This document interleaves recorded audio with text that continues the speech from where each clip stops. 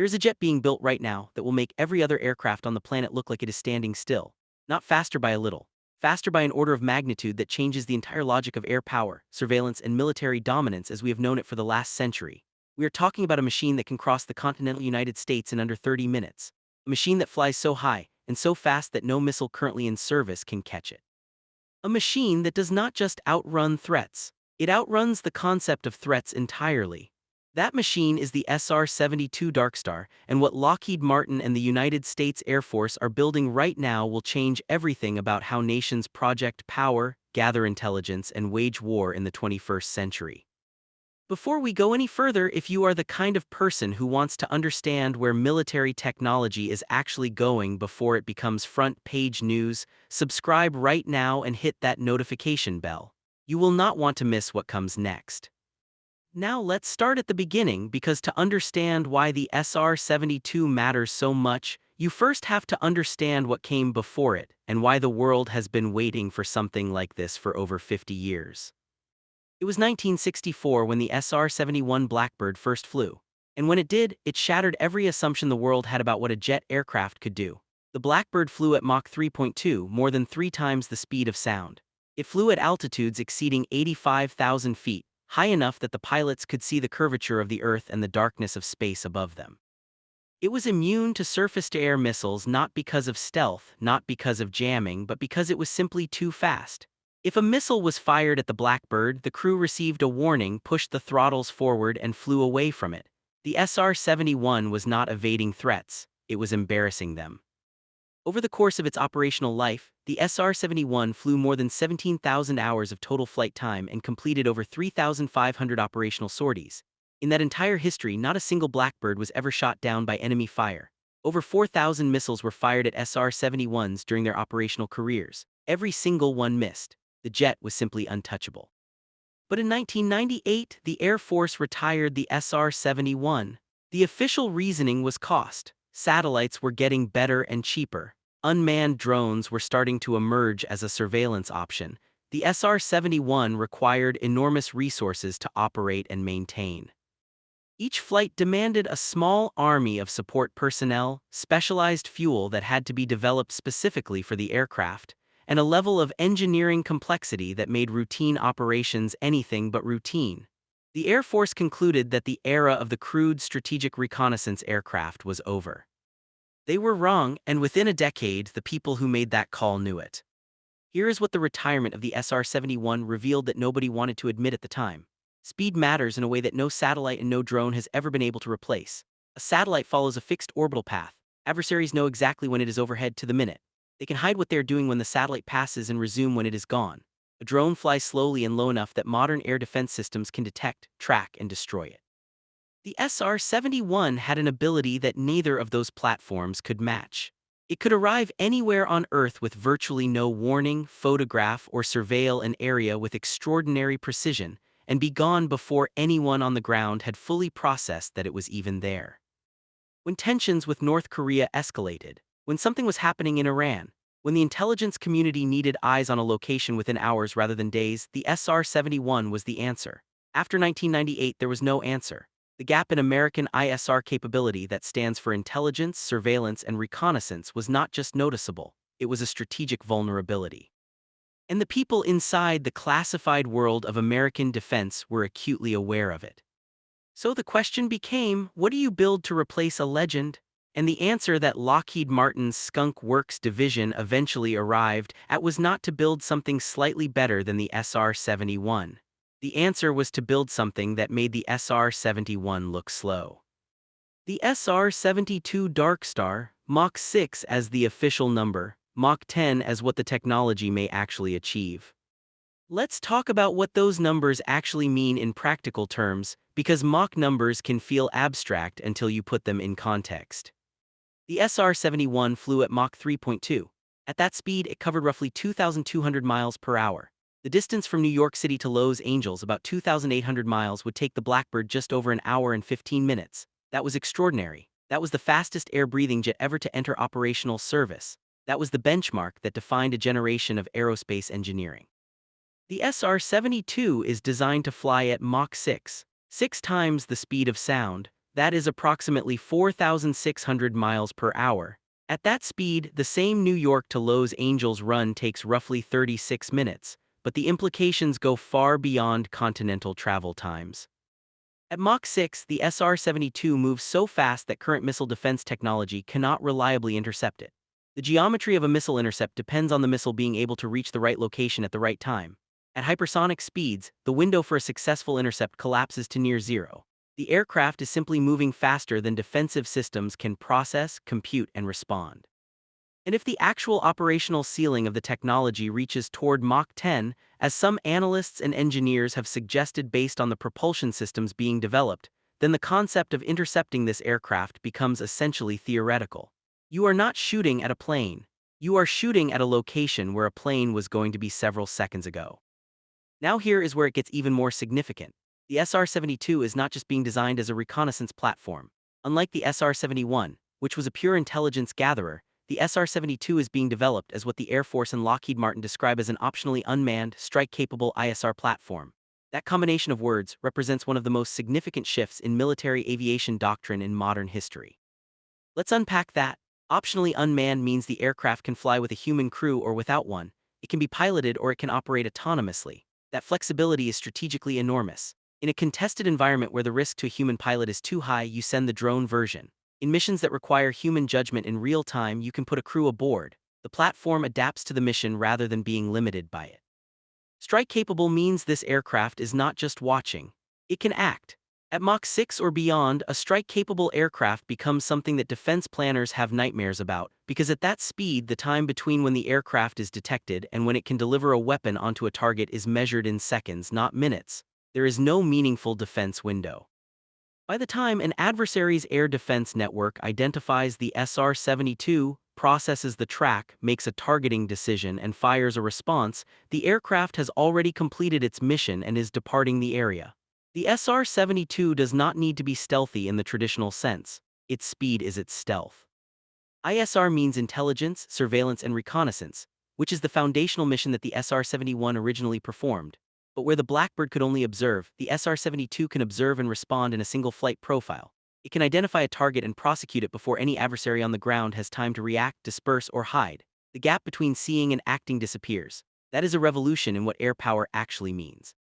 To understand how the SR-72 achieves these speeds, you have to understand the most challenging engineering problem in aerospace.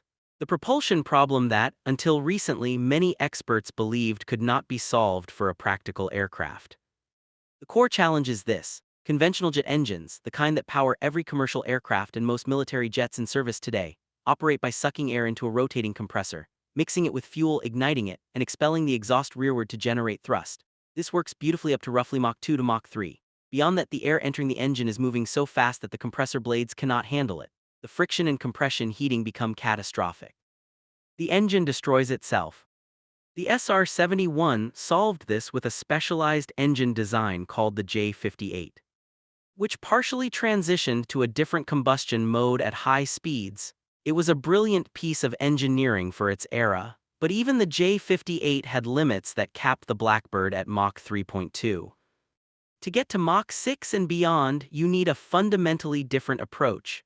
You need what engineers call a scramjet, which stands for supersonic combustion ramjet. Here is how a scramjet works and why it is so extraordinarily difficult to build a functional one. A ramjet is an engine with no moving parts. At high speeds, the ram effect of air rushing into the intake creates enough pressure for combustion without a mechanical compressor. The air comes in, fuel is added, combustion happens, and thrust is generated. Simple in concept, brutally difficult in practice. A ramjet works between roughly Mach 3 and Mach 5. Above Mach 5, even the ramjet cannot function efficiently because the air passing through is moving so fast that standard combustion becomes impossible.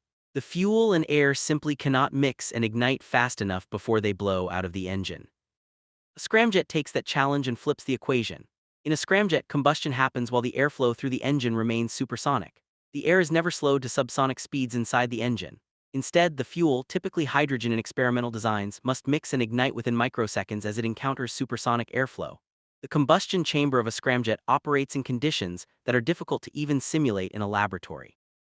Temperatures inside the combustion zone can exceed 3,000 degrees Fahrenheit. Pressures are enormous. The structural materials must withstand conditions that push the boundaries of what any known alloy or composite can endure. For decades, scramjet technology produced impressive research results in controlled conditions, but could not be translated into a practical, reusable aircraft propulsion system. The X-43A research vehicle, which NASA flew in 2004, achieved Mach 9.6 for about 10 seconds before intentional destruction. It proved the concept worked. It did not prove anyone could build an aircraft around it. What Lockheed Martin's Skunk Works team, working alongside Aerojet Rocketdyne, has been developing for the SR-72 is something genuinely new. It is called a combined cycle propulsion system, and it is the engineering breakthrough that makes the entire program possible. The combined cycle engine does what no previous propulsion system has done. It integrates a conventional turbine engine with a scramjet into a single propulsion unit that operates across the entire speed range from takeoff to hypersonic cruise. At low speeds, the turbine engine does the work. It takes the aircraft from a standstill up to roughly Mach 3, the upper limit of what turbine technology can handle. At that point, the scramjet portion of the engine takes over seamlessly, accelerating the aircraft from Mach 3 through Mach 6 and potentially beyond.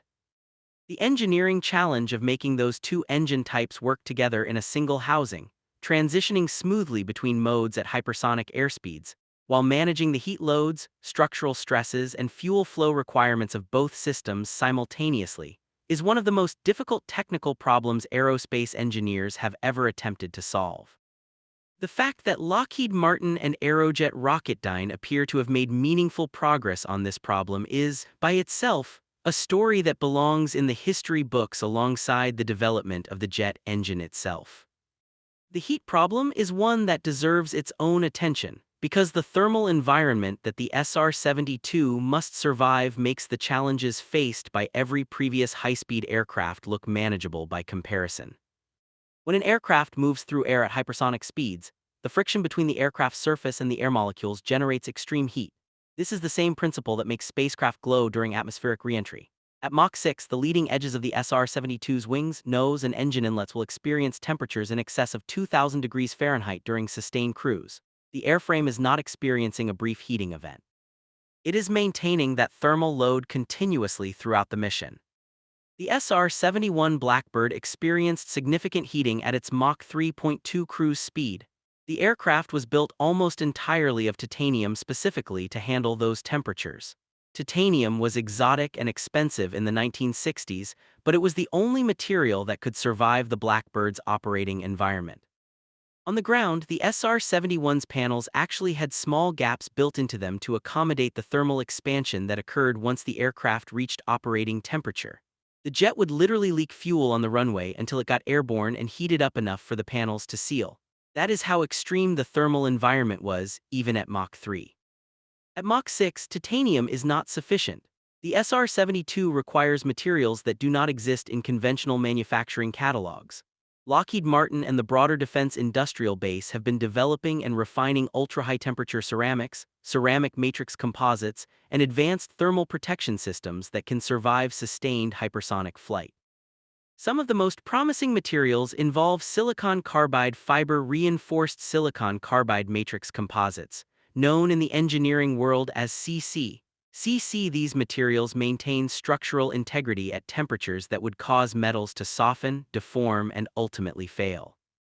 The cooling systems required to protect electronics, sensors, and any crew compartment within the SR-72 airframe at these temperatures represent another layer of engineering complexity.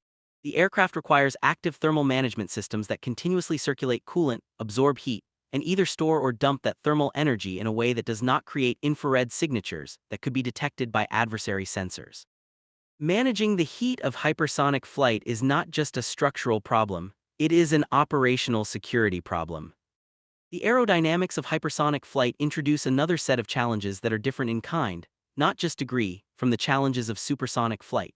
At hypersonic speeds, the shock waves generated by the aircraft interact with each other and with the boundary layer of air close to the aircraft's surface in complex ways that are extraordinarily difficult to model and predict.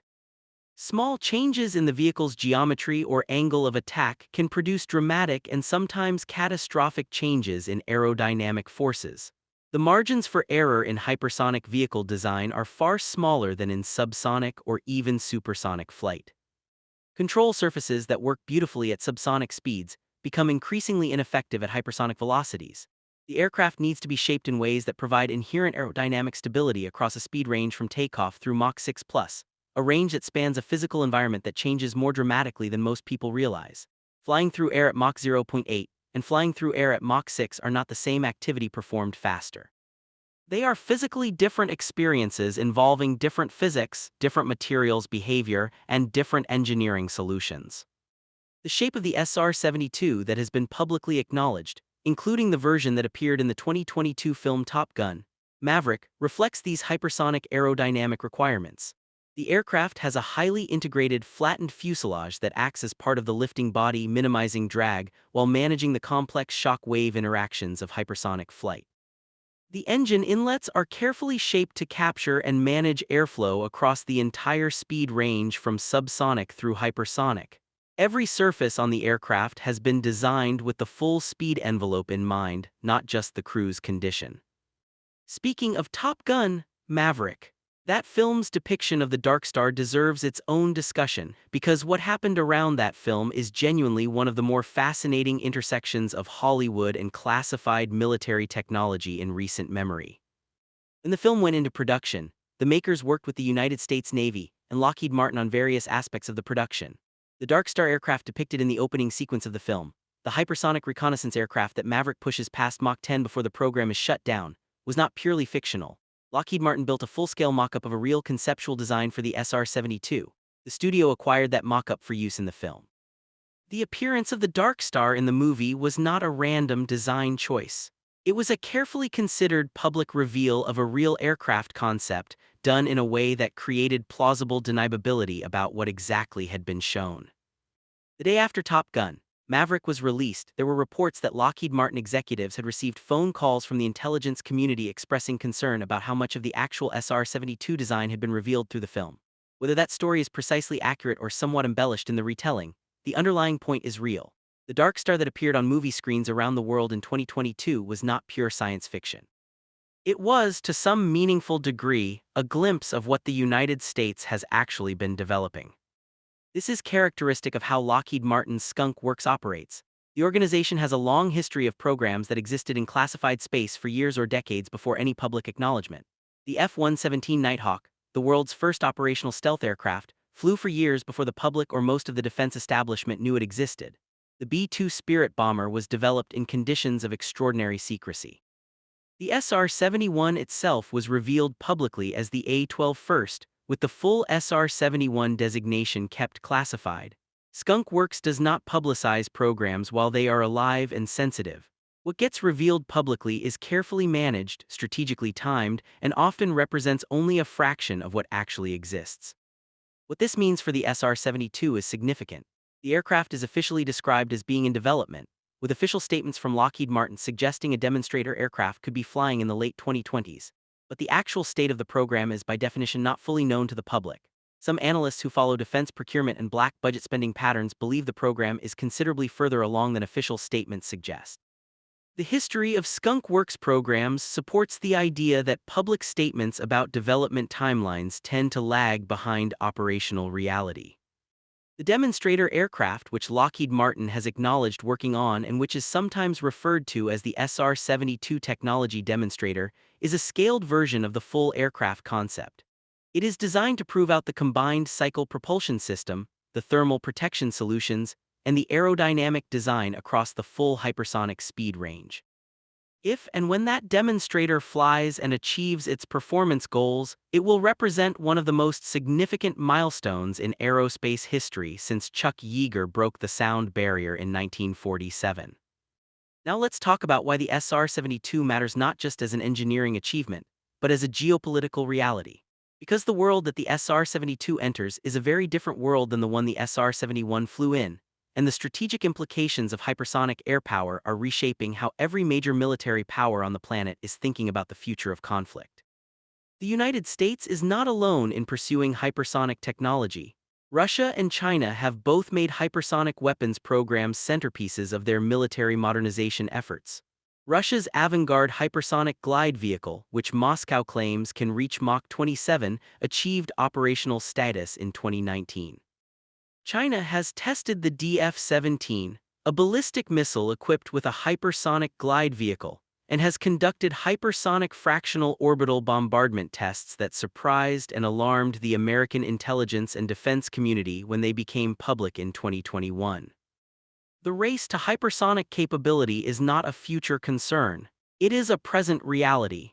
And the United States, despite its enormous defense technology base, has found itself in a more competitive position than it expected in this particular domain. Part of the reason for this is that hypersonic weapons of the type Russia and China are deploying, glide vehicles and boost glide missiles, are actually somewhat different from what the SR-72 represents. A hypersonic glide vehicle is a weapon. It is fired like a missile, enters a hypersonic glide phase, and strikes a target. It is a one-time use munition. The SR-72 is a reusable aircraft. It takes off, performs its mission across hours and thousands of miles, and returns. The engineering challenges are in many ways more complex than those of a single-use hypersonic weapon, because everything that keeps a glide vehicle intact for a few minutes of flight must be kept intact for hours, must be engineered to work again and again, and must support the systems and potentially the crew that the aircraft carries. But the SR-72 also changes the equation in ways that hypersonic missiles cannot. A missile tells an adversary that you have attacked them. An SR-72 on a reconnaissance mission can observe their entire military disposition without firing a shot. An SR-72 on a strike mission can arrive, deliver precision effects, and depart before a coherent defensive response is possible, leaving an adversary uncertain about what exactly happened and from where. The psychological and diplomatic dimensions of a hypersonic strike-capable reconnaissance aircraft are different from those of a missile. Its presence changes behavior before it ever fires anything. Consider what the SR-72 means for contested airspace. In a world where advanced air defense systems like Russia's S-400 and China's HQ-9 can engage targets at ranges of 250 miles or more, operating conventional aircraft, even stealth aircraft, in the vicinity of a peer adversary's air defenses is genuinely dangerous. The F-35, for all of its remarkable stealth and sensor fusion capabilities, must still operate in an environment where adversaries are continuously working to detect and track it. Stealth reduces radar cross-section. It does not make an aircraft invisible to every sensor type. Adversaries are investing heavily in low-frequency radars, passive detection systems, and sensor fusion networks specifically to counter stealth aircraft. The SR-72 does not play that game. It does not need low radar cross-section, though its design undoubtedly incorporates stealth principles where they do not compromise hypersonic performance. It defeats air defenses through speed. And speed is a physical reality that no sensor processing upgrade, no missile improvement, and no radar advancement can fully compensate for. You cannot shoot down something that moves faster than your targeting solution can track. This means the SR-72 fundamentally changes the calculus of what the United States can do in denied areas, the military term for geography controlled or heavily defended by an adversary. Right now, entering denied airspace means accepting significant risk to expensive assets and potentially to human crews. The SR-72 collapses that risk to near zero. That is not a marginal improvement. That is a strategic discontinuity, a shift in what is possible that changes how every player in the international system must think about their own vulnerability and their own options. China's military planners, who have invested enormously in anti-access and area denial capabilities specifically designed to prevent U.S. forces from operating freely in the Western Pacific, will have to fundamentally reconsider their assumptions when the SR-72 enters operational service. The entire concept of using layered air defenses, anti-ship missile systems, and advanced sensor networks to establish a bubble of denied territory that U.S. aircraft cannot penetrate without unacceptable risk. That concept encounters a severe challenge when one of the aircraft it is meant to deter cannot be reliably engaged even when it is detected. Russia's strategic planners face a similar dilemma. Russia has invested heavily in air defense, not just the S-400 but the developmental S-500 system, specifically to counter high-value targets including ISR platforms. The ability to threaten or potentially engage American surveillance aircraft has been a meaningful part of Russia's strategic toolkit. The SR-72 removes that tool. An adversary who cannot threaten an aircraft loses the leverage that the threat represents. There is another dimension of the SR-72's significance that rarely receives the attention it deserves, and that is time. In military operations, time is frequently the most critical variable. The time between when intelligence is gathered and when it can be acted upon. The time between when a decision to strike is made and when the strike can be delivered. The time between when a crisis begins and when the United States can project power into the relevant area. The SR-72 compresses time in every one of those dimensions. Consider intelligence gathering. Today, getting a satellite to overfly a specific location at the right time requires days of orbital mechanics planning. Getting a drone to a location deep in hostile territory requires hours of flight time, assuming it can survive the transit. The SR-72 can be tasked on short notice, fly to virtually any location on Earth within a matter of hours, and gather intelligence on something that is happening right now rather than on something that was happening when the last collection opportunity occurred. For a world where military situations change in hours rather than days, that responsiveness represents a fundamentally different intelligence capability. Consider strike. The current paradigm for striking a time-sensitive target, a target that is only present at a known location for a brief window of time, involves a complex chain of decisions and system activations that takes time. Even with prepositioned assets, the gap between identification and action is measured in meaningful time increments. The SR-72 on a strike mission can receive targeting data in flight and deliver effects within minutes. For mobile targets, command and control nodes, or anything else where timeliness is the difference between success and failure, that capability is transformative. Consider power projection. The United States maintains a global network of bases and carrier strike groups specifically to ensure that American military power can reach any point on Earth within a certain timeframe. The SR-72, operating from continental United States bases, can reach any point on the planet faster than any aircraft currently in service can reach from a forward-deployed position. That does not eliminate the need for forward basing, but it fundamentally changes the strategic mathematics of global reach. Let us talk about what the SR-72 means for the men and women who will fly it, or in its unmanned configuration, operate it. The SR-71 pilot community was small, extraordinarily elite, and operated at the very edge of what human beings could physically and mentally endure in an aircraft. Flying the Blackbird at 85,000 feet and Mach 3.2 required a full pressure suit similar to those worn by astronauts. The cockpit environment, despite all engineering efforts, was extreme. Mission profiles were demanding. Navigation over denied territory with no room for error required exceptional skill and discipline. The SR-71 community produced some of the most remarkable aviators in American history. The SR-72 community, when it exists, will face an environment that is different again. At hypersonic speeds, the aircraft is not maneuvering in the way a conventional aircraft maneuvers. The flight profiles are more ballistic in character. The pilots or operators need to understand propulsion systems, thermal management, and mission planning in ways that blend aviation expertise with aerospace engineering knowledge. The training pipeline for SR-72 crew, if the crewed variant becomes operational, will likely be one of the most demanding in the history of military aviation. In its unmanned configuration, the SR-72 requires a different kind of operator expertise. The person directing an unmanned hypersonic aircraft across a complex mission profile, managing sensors, propulsion states, and potentially weapons employment from a ground station or a standoff platform, needs to combine the situational awareness of a pilot with the systems expertise of an engineer and the analytical skills of an intelligence professional.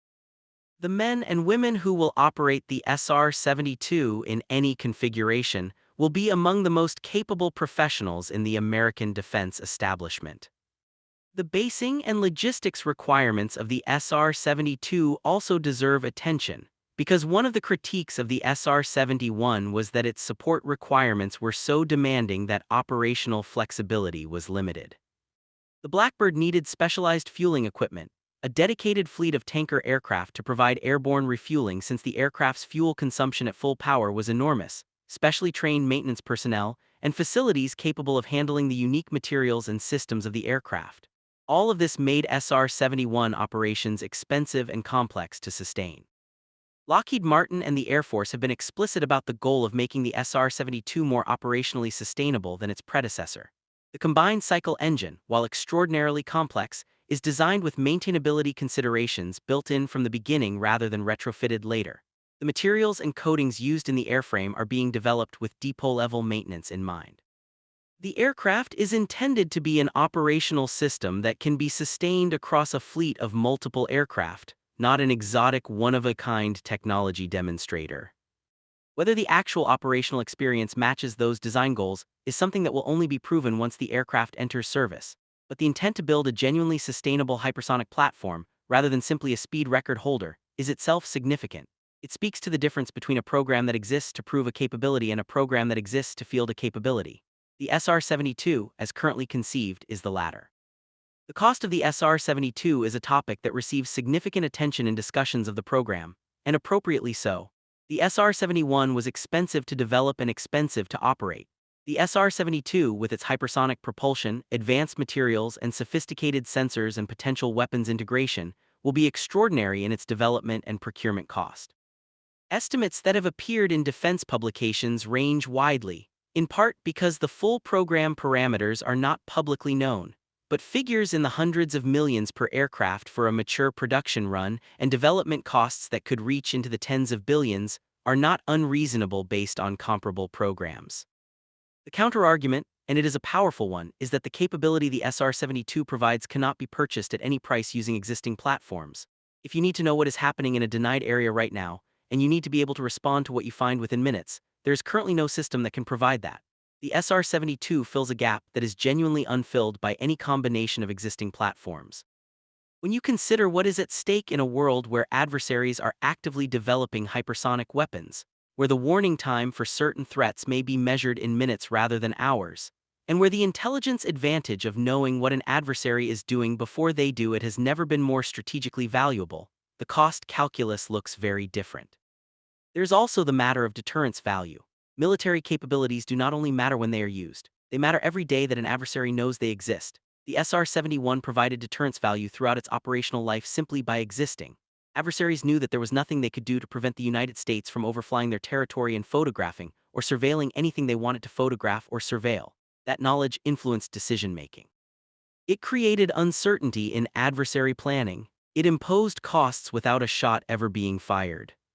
The SR-72 will provide that deterrence value at a higher level and against more capable adversaries. A China or Russia that knows the United States operates a fleet of hypersonic aircraft that can surveil any location on Earth and strike any time-sensitive target within minutes, must plan for that capability in everything it does. That changes force dispositions, changes how mobile assets are operated, changes what kinds of activities can be conducted with confidence that they will not be interrupted. The SR-72's existence, once acknowledged, will be a permanent factor in every adversary's strategic planning. That is deterrence that works before a single mission is flown. Now let us address something that comes up whenever hypersonic technology is discussed, and that is the question of whether this represents an escalatory or destabilizing development in military technology. This is a serious question that deserves a serious answer. Any capability that significantly reduces an adversary's ability to defend itself or conceal its activities does change the strategic environment. The argument that hypersonic aircraft and weapons are destabilizing rests on the idea that by eliminating warning time and defeating existing defenses, they create pressures for adversaries to adopt launch-on warning postures or to pre-delegate authority for certain weapons in ways that increase the risk of accidental escalation. These concerns are legitimate and are actively discussed within the national security community. The United States military and its civilian leadership have repeatedly emphasized that hypersonic capabilities, including the SR-72, are being developed within frameworks that prioritize responsible command and control. The SR-72 is, at its core, an intelligence and conventional strike platform. It is not a nuclear delivery vehicle. And its design does not change the fundamental logic of nuclear deterrence that has maintained strategic stability for 7 decades. What the SR-72 does change is the conventional military balance in ways that favor the United States and its allies. And in a world where adversaries are fielding their own hypersonic weapons and working to undermine American military advantages in other domains, maintaining that conventional advantage is precisely what the American defense establishment is charged with doing. The broader context of hypersonic development is one in which the United States, Russia, and China are all investing heavily in technologies that will reshape the nature of military competition. The question is not whether hypersonic technology will change the strategic environment. It already is.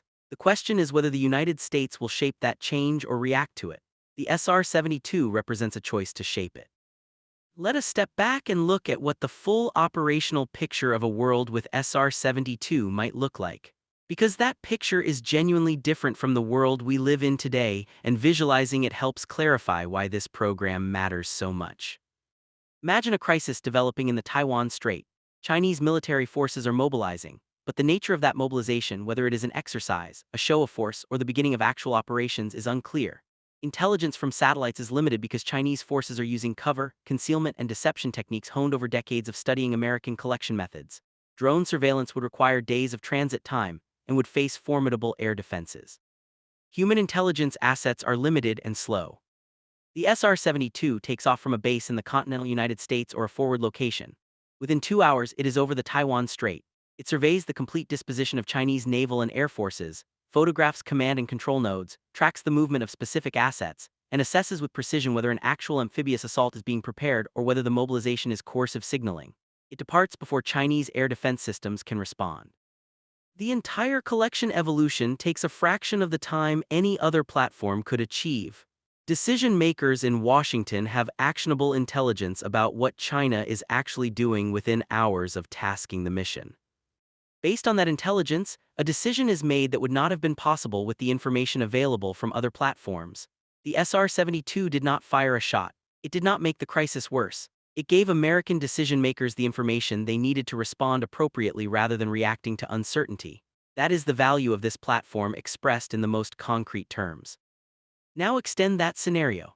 The intelligence gathered by the SR-72 reveals specific high-value targets that are time-sensitive and that will only be present at known locations for a limited window. Under current doctrine and with current aircraft, prosecuting those targets requires a complex, time-consuming process that may result in the window closing before action is possible. With an SR-72 in strike configuration, or with the strike mission assigned to a weapon released from the SR-72 during the reconnaissance run, those targets can be engaged within the same flight profile that gathered the intelligence. Observe and act. In one platform, in one mission, within a timeframe that compresses the traditional intelligence-to-strike cycle from hours to minutes. That capability does not just make individual operations more effective. It changes what adversaries can do. If you know that any military asset you deploy can be observed and engaged within minutes of discovery, you must change how you operate. You must disperse. You must accept limitations on coordination and mass. You must assume that any concentration of forces is a target. Those constraints have real operational costs for an adversary, costs that the SR-72 imposes simply by existing and being credibly deployable. The SR-72 also has implications for the future of air-to-air combat and air superiority that are worth considering, even though the aircraft's primary missions are ISR and strike rather than fighter operations. An aircraft that travels at Mach 6 and higher has a fundamental kinematic advantage over any fighter aircraft currently in service. No existing air-to-air missile has the range and speed to reliably engage a target moving at hypersonic velocities with enough closure rate to successfully intercept. The SR-72 is effectively immune to conventional fighter interception, not because it has sophisticated defensive systems, though it almost certainly does, but because no combat aircraft on Earth can physically catch it. This changes the tactical calculus in any high-intensity air environment. Combat air patrols and fighter CAP missions designed to intercept high-value penetrating aircraft cannot be effective against the SR-72. The traditional model of defending airspace against penetrating threats assumes that the penetrator can be found in time, intercepted by fighters, and if necessary engaged by missiles. None of those assumptions hold against a hypersonic aircraft. Adversaries who understand this will be forced to invest in fundamentally different approaches to defeating the SR-72. Those approaches, likely involving directed energy weapons, space-based systems, or other exotic technologies, require time and enormous resources to develop. In the meantime, the SR-72 operates in an environment where it faces no credible conventional air defense threat. The program timeline, as publicly understood, suggests that a demonstrator aircraft could fly before the end of this decade, with a full-scale operational system potentially entering service in the 2030s. Those timelines are consistent with the pace of previous Skunk Works programs of comparable complexity, though as already noted, the actual program may be ahead of public statements. Within 2 decades from now, the United States Air Force may operate a fleet of hypersonic aircraft that can reach any point on Earth, surveil or strike with minimal warning, and return to base for reuse. That fleet will represent a military capability without precedent in the history of air power. What comes after the SR-72? Because if history is any guide, Lockheed Martin's Skunk Works is already thinking beyond the aircraft they're currently building. The Skunk Works institutional culture, built on the foundation established by Kelly Johnson and sustained by his successors, is one that continuously asks what comes after the current technology. They were thinking about stealth before the F-117 flew. They were thinking about hypersonics before the SR-71 was retired. The organizational DNA of Skunk Works is oriented toward the next frontier, not the current one. Beyond Mach 10, which the demonstrator program aims to approach, there is the theoretical possibility of orbital or near-orbital aerospace vehicles that blur the boundary between aircraft and spacecraft. The physics of achieving orbital velocity, roughly Mach 25, from a runway-launched vehicle using air-breathing propulsion is extraordinarily challenging but not theoretically impossible. Research into detonation-based propulsion cycles, rotating detonation engines, and other advanced combustion approaches is ongoing across the defense research establishment. The SR-72 may prove out the engineering principles and manufacturing technologies that eventually enable something that operates at the edge of space. In a shorter time horizon, the SR-72's propulsion and materials technologies will undoubtedly flow into other programs. The combined cycle engine concept, once demonstrated at full scale, becomes available for application in weapons, smaller unmanned vehicles, and potentially commercial applications that are difficult to